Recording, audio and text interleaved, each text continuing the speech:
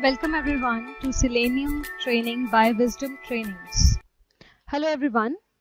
Today in this video we are going to start with the topics local and global variables and the datetime function. Fine. So firstly we'll start with the local and global variables, and to understand it let me just show you a very small example that here is a room. Let's say this is a hall, and in the hall there is a room which is specifically made for some another purpose. So whichever person is over here in this particular small room at this point is able to work over here only. Outside this particular room, this person is not allowed to work. The scope of this particular person is here only. But there are another persons over here, like there is an X person, there is Y person. So over here in this hall, in this whole hall, there are another people as well, which may go inside this particular room and can work. So the same kind of thing is happening in the language as well. Now over here I have been considering a hall. In language it could be possible that it's a class in which I have a particular variable. It could be a function in which I want to use a variable which is available in the module. Fine. Like I'll show you how. So over here in the PyCharm, I'll just will make one more module and I'll name it as local and global. Fine. So over here I have a variable x whose value is 40 that I have given, and I want to use this x variable inside another function. Now function is nothing but a set of statements which I have bounded in a particular area.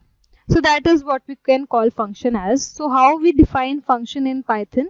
Just use the keyword def and the name of the function whichever you want to give. I want to give it as local function, let's say. Okay. Ending with parenthesis and a colon. Now over here I want to use this x. Let's say I want to multiply it with 2. So I'll say x result is equals to x into 2.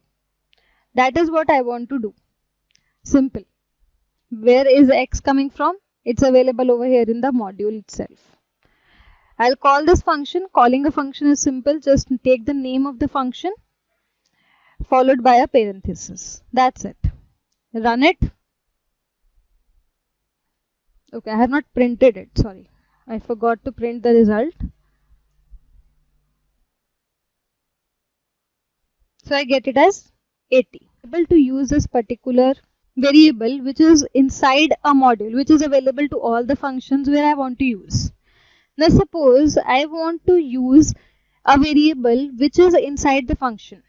Let's say this result only I want to use, and I want to say print result.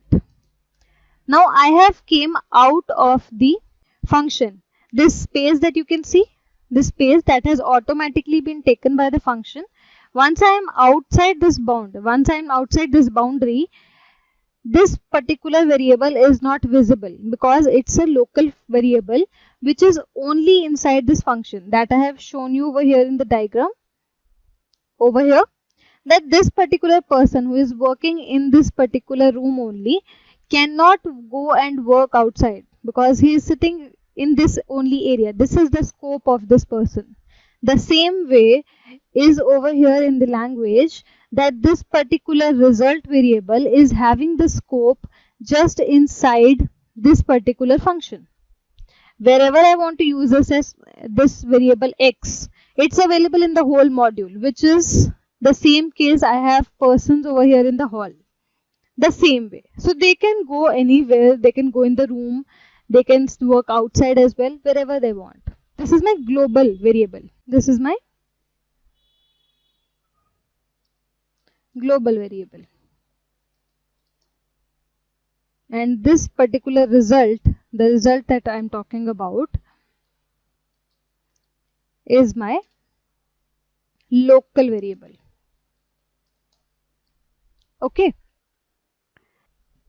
So these are my local and global variables, and how you can use them, whether you can use the local variables which you have declared inside a function, whether you can use them outside or not. You cannot, because there is the restricted scope where the function starts from and where the function ends. Their life is that only. After that, their life is not existing. But whichever variables you have declared out of the functions and they are available in the whole module, you can use them anywhere you want. Okay, this was local and global variables. Now there is something which is important and people require that in some. Now moving further, we have another topic, that is datetime function now. Fine, datetime function is very useful. What I'm going to do is I'll just will make one more module, and over here in the module what I need to do is, now datetime is another function which is in the Python library. From that library where it is existing, where Python has been installed, there only somewhere in the files the function datetime is available. But I want that function to be loaded over here in my current module, that is datetime module. So how I can do that? From that position I want to use it in this datetime module. So that I can use by using the from and import keywords.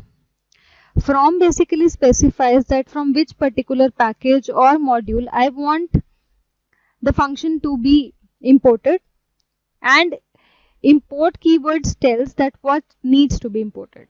Fine. So right now I want to import from the datetime package. Now there are two datetime packages. The usually used one is underscore datetime. It has more functions. It's different from the normal datetime. So you need to import this one to use the datetime function. I want to import datetime. Okay, now I have imported this. Whichever functions I want to use related to datetime, I can do that. Let's say I have a variable and I'll name it as current date is equals to datetime dot now. This now function will give me the current date with the current time. I'll print it. Current date. I'll save it and I'll run it. So it gives me the proper date which is in this format and the exact timings including the hour, the minute, the second and the nanosecond as well. Also, if you want to check the data type, that what's the data type of this particular variable, so you can just go on with the inbuilt function, that is type function, and over here run as. So it is having the data type as date time. There is a different date time which is being returned from this function.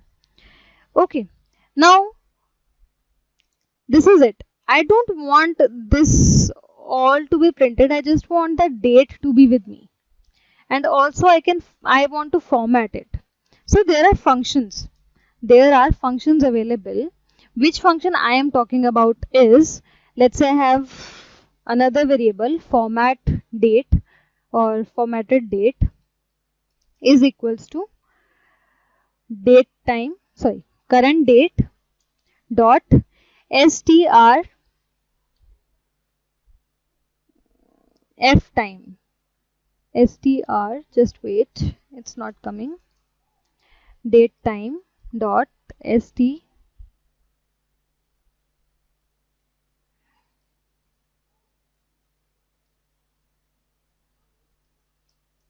and I need to pass on the format over here. Which format? Firstly, I'll be getting the date. Then I want the month. and then I want the year, and I want to print the formatted date. I'll save it and I'll run it. So over here you can see that this was the kind of date I was getting from this function. I wanted to format it, so I formatted it in the date. I took the month name and the year. You can also change it if you want. If you want the month to come before, like I want to change it to this first, then I want the date, and if I run it again, so now I'm getting month before, date after, and then I'm getting year. Just that you need to be careful about the format, because over here the B and D format are in the lower cases, but the year, the Y, is in the capital ones. If you use the lower ones, it will give you an error. So you need to be careful about this over here in the case sensitivity part. Okay, now let's say I want to change the format totally to year, then I want the date. Okay, then I want the date, and then I want, means you can keep any format that you want, space B. I'll save it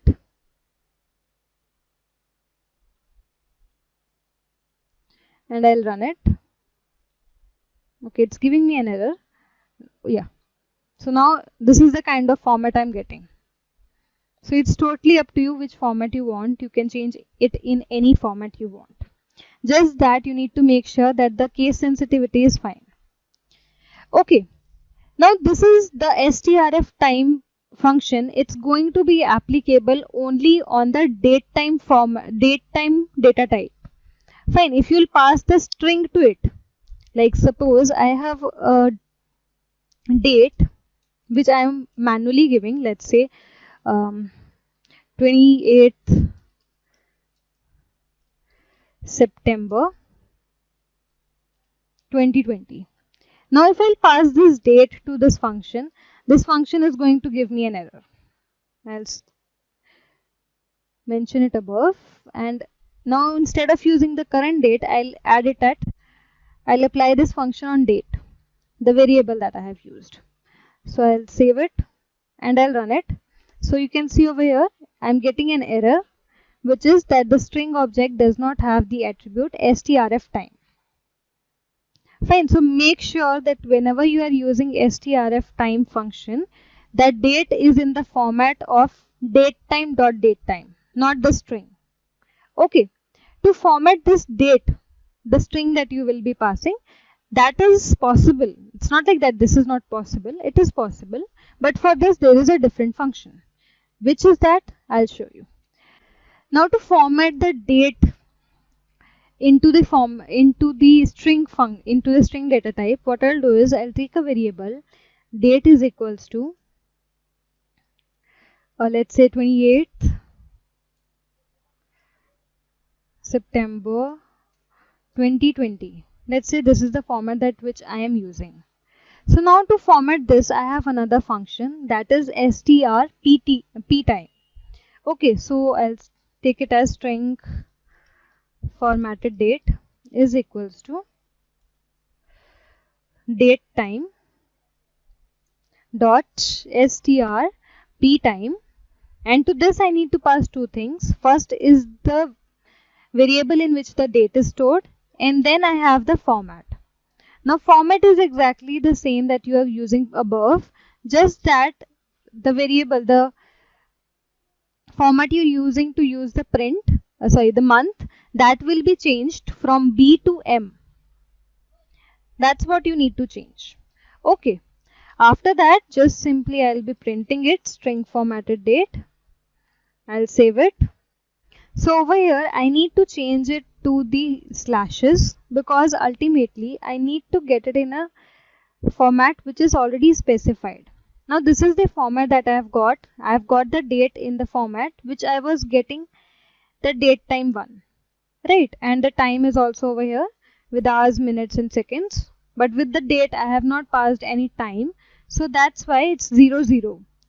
Okay, now to format into my way, that in which format I want, I can split this part. I can split this date individually. I can split a individual year, month and date. Okay, so what I can do is I'll just will go on and I'll take a variable year is equals to string formatted date dot year. So this will give me only the year. I'll print the year. I'll save it and I'll run this. So you can see over here that I'm just getting the year. The same way I can get the date is equals to string formatted dot day and I'll print the date variable that I have used. Fine. So over here I have extracted the the year and the date. Now to extract the month specifically, there is a little format. There is a different format. What is that format? I'll say month is equals to string dot formatted strp time. Sorry, strf time. Now to this strf time, I will be passing on the format. If you'll use uppercase B, then it will give you full month name. If you'll use small case b, it will give you the short form of the month. So if I print the month now, what I'll get is print month. I'll save this and I'll run it. So now I get it as, okay, it's giving me something. Oh, okay, I forgot to add the rate. So now I'm getting the short name of the month, that is SEP. If I'll use the uppercase one, then it will give me September. This way. Fine. So this way, handling the date time data type and the string date is totally different from each other. People do get confused in strf time and strp time, that how they are different from each other and how to use, which one to use at which point. So that's why in detail I'm telling you this. Now I have extracted the year, month and date separately. So now I can format in whichever format I want. So I'll say desired date is equals to, give the format which you want. I want it to come in, let's say, year. Then I want it to come in the day, and then I want the month. This is what I want. Just spaces, and I'll simply will print the desired date. Save it and run this. Okay. Now it's giving me an error. Why is it giving me an error? Because the year that I'm getting, it's in the integer data type. This date I'm getting, it's also in the integer data type. But the month is in string data type. I'm getting a string, the September. So Python does not allow you to concatenate different data types. They all should be of the same type. So over here, what I'll do is, I'll convert the integer ones into string year, in the same way string date.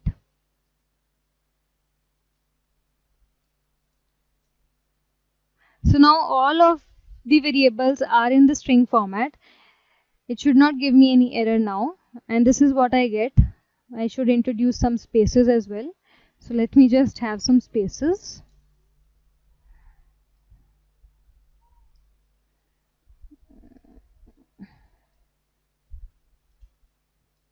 Okay. So this is what the date I got. Fine. So this way is actually the date time function works, and at which point you have to use strft time and at which point strp time. So they are totally different and you need to be careful about. Okay, so this was all for this video. I'll request you guys to please carefully watch this video, specifically the date time part, because that's a little confusing sometimes. I'll see you guys in next video. Till the time, you do practice this, and thank you.